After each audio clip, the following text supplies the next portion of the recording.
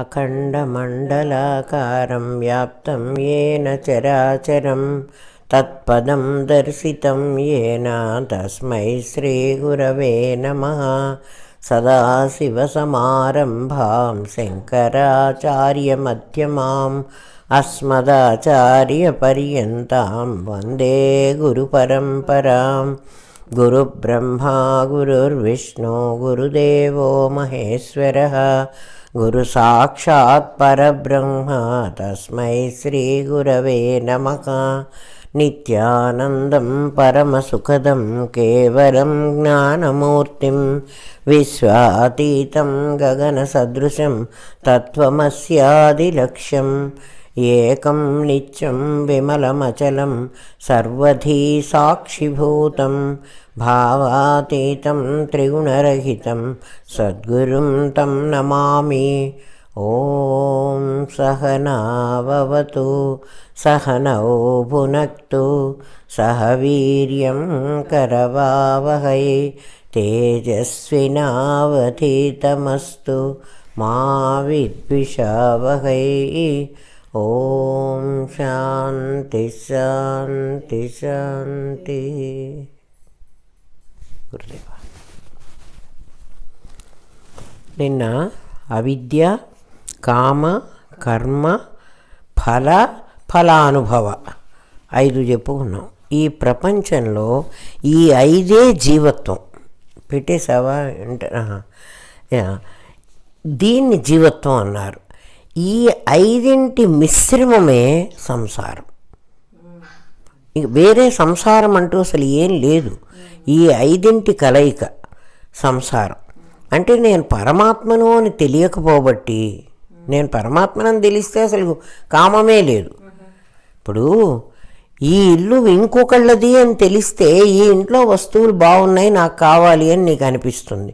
ఈ ఇల్లు నీదేనని తెలిస్తే అన్ని గదులు నీవే కదా, ఇంకో నీ గదిలో తీసుకెళ్ళి పెట్టుకోక్కర్లా కదా.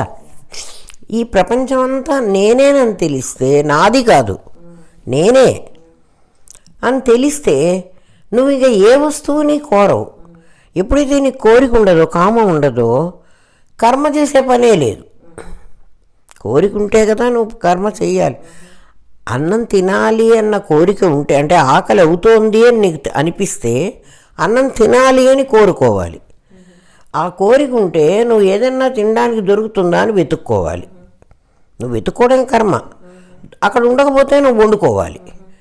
వండుకోవడానికి బియ్యం ఉండకపోతే బియ్యం సంపాదించుకోవాలి. ఇవన్నీ కర్మలే. అట్లా అవిద్య లేకపోతే నీకు కామము ఉండదు, కామానికి కర్మ లేదు, ఫలితము లేదు, ఫలానుభవము లేదు. ఎందుకంటే అన్నీ నీవే అయినప్పుడు, నీకన్నా భిన్నంగా ఇంకొక వస్తువే లేనప్పుడు, అంటే అలాంటిది ఒకటి ఉంటుందా, అది నాకు అనుభవంలోకి వస్తుందా? శిష్యుడికి సమస్య. గురువు చెప్తున్నాడు, ఈ 5 వల్ల నువ్వు సంసారంనైనా, సంసారం అంటే నీ భార్య నీ బిడ్డలు కాదు కదా. మనము సంసారం అంటే మామూలుగా ఏమనుకుంటాం? భార్య బిడ్డలు, ఇల్లు వాకిలి, నా ఆస్తిపాస్తులు, నా ఉద్యోగం, ఇవే కదా సంసారం. అసలు నువ్వు అనుకోవడం ఇవే నిన్ను బంధిస్తున్నాయి అని కదా. ఆఫీసులో ఇట్లా జరిగితే వాళ్ళందరూ అహంతో చేరే ఉంటే నేనొక్కడిని అహం చేరకపోతే ఎట్లా? అసలు నీకు ఆఫీసే లేదు, నీ శరీరం అక్కడ పనిచేస్తోంది, అది నువ్వు సంసారం అనుకుంటున్నావు. ఈ 5 మిశ్రమం సంసారం. ఈ సంసారం పోవాలంటే, మామూలు సంసారం పోవాలంటే నువ్వు భార్యను వదిలేయి సన్యాసం పుచ్చుకో, లేకపోతే వైరాగ్యం కలిగి ఉండు, ఇల్లు వాకిలి వదిలేసేయి, వాటి మీద ఆశ పెట్టుకోవాకు. ఎట్లా? నేను బతికున్న ఇల్లు వాకిలి వదిలేస్తా కానీ నా ఆకలిని వదిలేయలేను కదా. నేను సన్యాసించాను అనుకో, ఇవాళ ఇంట్లో ఉంటే ఏదో వండుకొని తింటా.